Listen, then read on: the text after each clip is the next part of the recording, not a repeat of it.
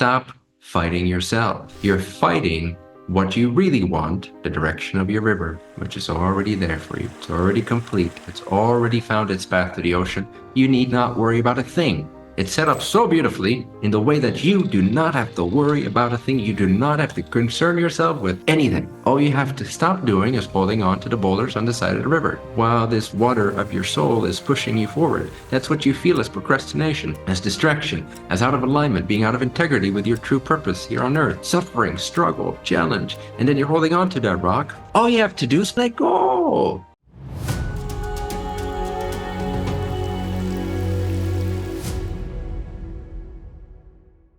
You are a river that is streaming its way towards the ocean, following a unique path on earth. Again, there's many rivers. Each will find their own path throughout the obstacles and the environment and the consensus collective and so on and so forth towards that body of water where we are all one and we're all happy singing Kumbaya and so on. So on your path there, you will feel the sensation of flowing, of streaming, of striving, of movement, of purpose. You feel the gravity pull your water down from the mountains, closer and closer towards water level, ocean level.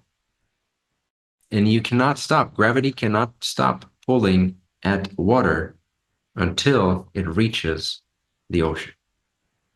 So that is the seeking impulse, or that's the analogy for your seeking impulse, that inner drive that you cannot get rid of, that I've consistently been promoting, that I've been emphasizing for you all to never lose touch with that, with the seeking impulse.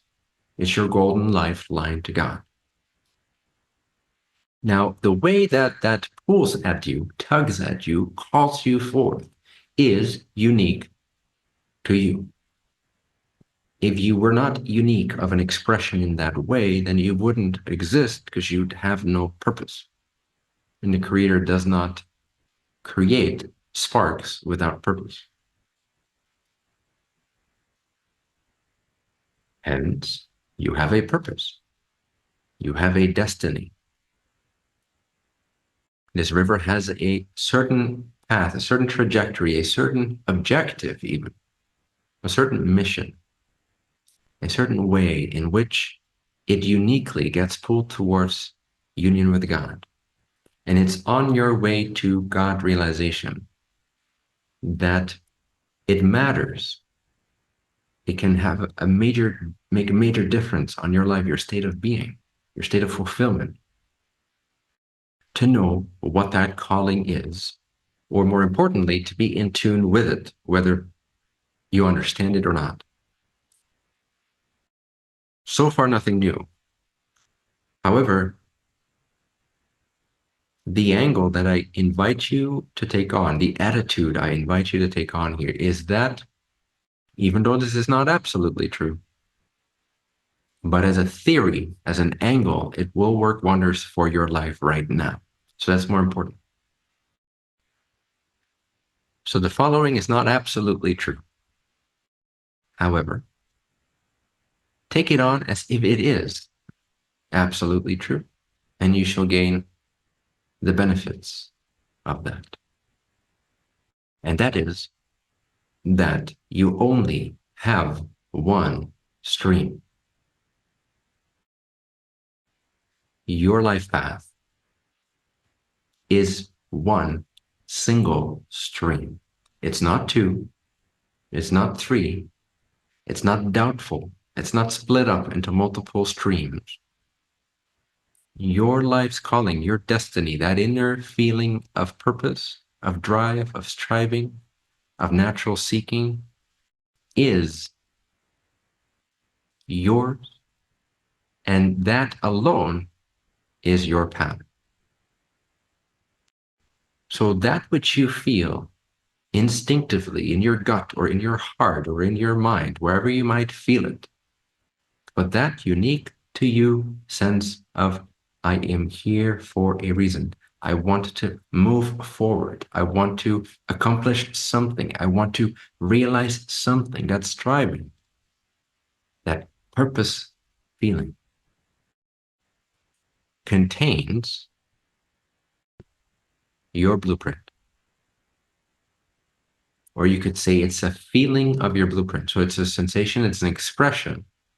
It's the guidance that's coming from. It's the little push that you always need that's coming from the blueprint within you that's already, in at least many aspects, complete. It is already wise. It is already clear. It is already known. You may not know all these aspects with your conscious mind, but you have to understand that in this blueprint that you feel in your heart, gut, or mind, or soul, as this impulse to move forward, this impulse to go be something, be you, explore something, express something, seek something, go somewhere. That feeling,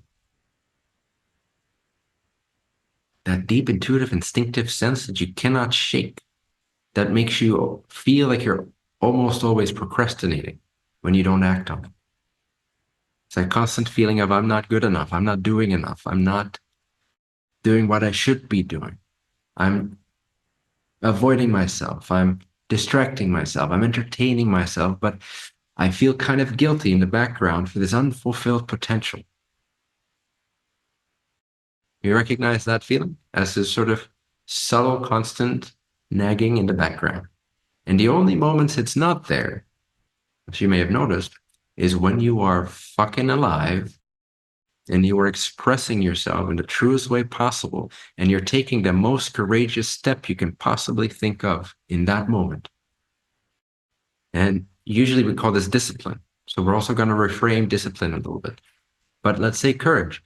You're in your most courageous moments. You feel alive. You feel your stream. You've accelerated towards the ocean. You've gained mass, spiritual mass. And for that period of time, for that moment, and it has an after effect until the courage wanes and the old thoughts come back and you start listening to all those noises again.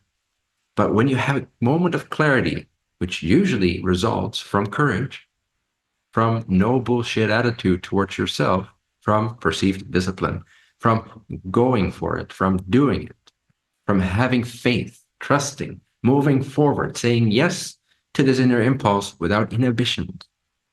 Every moment that you do that, this nagging background feeling, I'm not good enough, I'm not worthy, I don't do enough, I keep procrastinating, I feel so distracted, I can't focus, I wonder what my calling is, when is the next Be Life session so I can juice up again.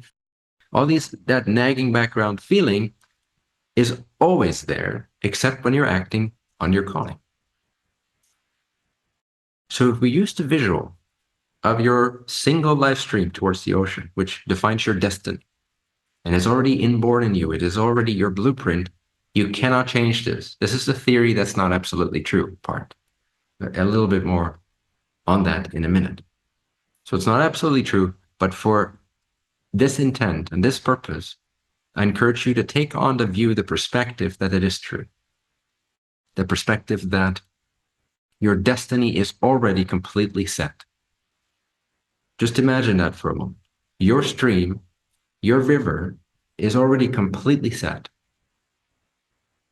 which doesn't negate free will, by the way. It doesn't cancel free will. But the flow of the river, the shape of the river, and think about it. Let's say that you take a little inner tube or one of those blow-up boats and you go somewhere into a river.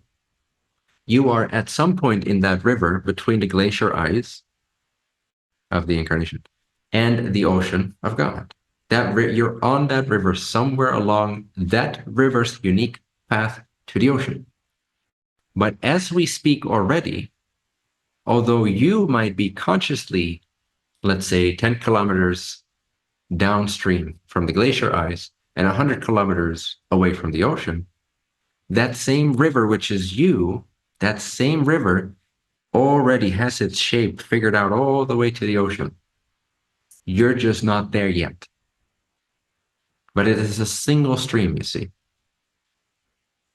It's not like where you are riding the river right now consciously with your conscious mind. It's not like you're creating the river right there and then, and you're deciding, Oh, let's go left. Oh, let's turn this river right. That river downstream, your future self, is already carved out. Now, yes, you might erode that a little bit left and right. There is some flexibility in terms of your agreements with yourself and so forth. You can give different kinds of expressions to that. You can do a naked little dance in your inner tube, or you can wear a suit and keep your feet straight and super focused sunglasses on. But this stream of your life is already reaching the ocean at some point in the nonlinear future. So apply this to your sense of calling and see if you can conjure up the feeling, and this is important, or this is powerful. If you can conjure up the feeling that my life is actually already determined. And I mean this in an exciting way. I don't mean this in all the shit that's about to happen is going to happen anyway. I mean that your calling, your purpose, your stream, your destiny is already known, it's already complete, it's already there. The only option you have is not whether to turn left or right with your river, because the river already found its path to the ocean from your soul level perspective. The question, the only question you have, the only option that you have, at least within this theory or angle, is you can either hold on to one of the boulders sticking out in the river, aka resistance, fear, hesitation, trying to create your own life for yourself, trying to visualize yourself into all these amazing manifestations that you think you want that may not have anything to do with your river, or to let go, to not get stuck on any boulder, no matter how tempting, that sticks out in your river. In other words, you can flow with courage and faith, surrender, or you can hold on and plan for a life of your own making. But here you need to understand that building a life of your own making, I want this, I want that, I don't like this, I want more money, I want a boyfriend, I want this, I want to feel better. All that fucking whining that you do day in and day out is you, small self you, conditioned self you, society indoctrinated matrix you, fighting against the stream, the wisdom, the insight of your nonlinear, timeless, higher self, you, which, get this, is more you than you are you. So you're taking something that's less actually you, and you're listening to this little creature, this little gremlin in your brain, having the controls, the joysticks. Wee, I want this, I want that, I'm dissatisfied, distracted. And you're listening to this little monster in your mind, and you're defending that monster.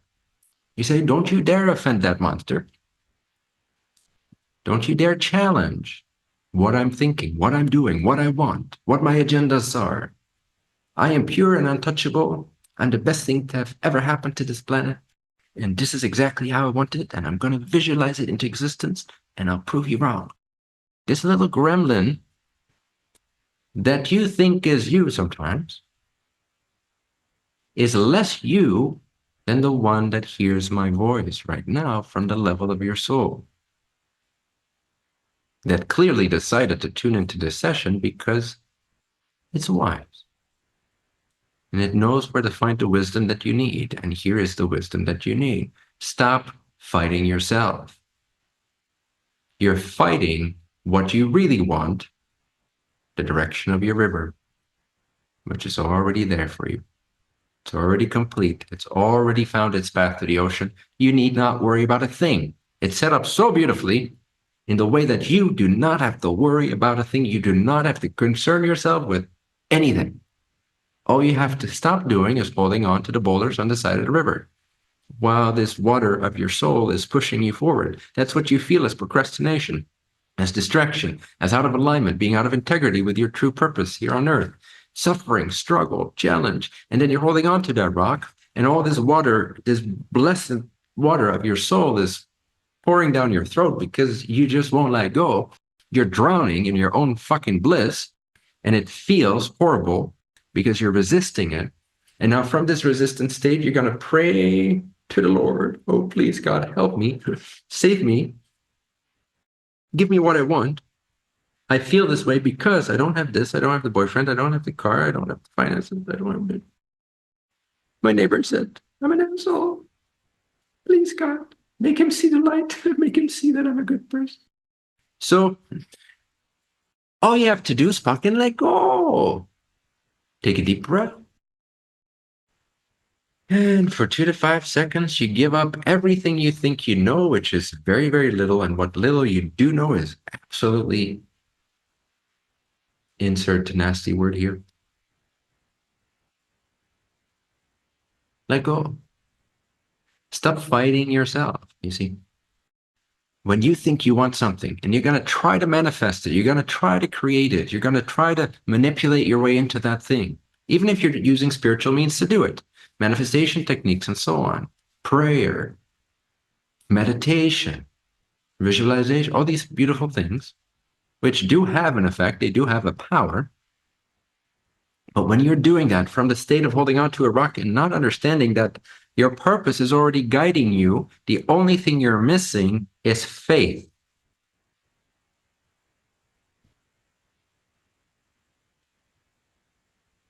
AKA courage or honor. So since your life, your calling, your purpose, your destiny is a single live stream for you, and there's no other option, remember? Pretend, and to some extent this is true, but it's not absolutely true. It's not absolutely true in all cases. That's why I cannot make that claim. But in most cases, it is quite true. It's quite accurate. And for the purpose of this exercise, I encourage you to pretend that it is absolutely true, even though it's not, but it doesn't matter. So imagine that it's absolutely true that you have no other option in your life but to go downstream your river, and that that river already exists as a complete package deal, a complete package of information, a blueprint within you, and how it's guiding you step by step by step along the way towards your destiny, along that line of your destiny. Every point in that line is your destiny, by the way. Destiny is not just the last breath that you take in this life when you've accomplished all these things. Right now, this is your destiny. This is the step of your destiny now. Every portion of the river, every point of the river from the top to the bottom when it reaches the ocean is your destiny's stream. So you can live your destiny fulfilled right now.